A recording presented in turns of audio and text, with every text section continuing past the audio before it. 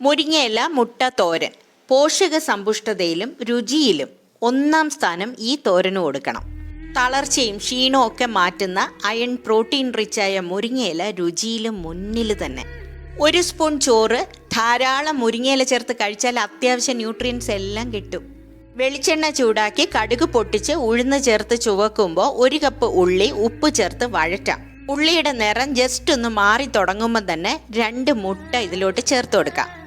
ഇനി ഇത് വഴറ്റി ചിക്കി പൊരിക്കാം. നമ്മൾ സാധാരണ ഉണ്ടാക്കുന്ന സ്ക്രാമ്പിൾഡ് എഗ്ഗ് സിമ്പിൾ. 1/2 കപ്പ് തേങ്ങ, 1/2 സ്പൂൺ ജീരകം, 1/4 സ്പൂൺ മഞ്ഞൾപ്പൊടി, വെളുത്തുള്ളിയും ഉണക്കമുളക് ചേർത്ത് ചതച്ച് ഇതിൽ ചേർക്കാം. നമ്മുടെ തോരൻ്റെ അരപ്പ്. മുട്ടയും അരപ്പും കൂടെ ചേർന്ന് നല്ല മണം വരുമ്പോൾ മുരിങ്ങയില ചേർക്കാം.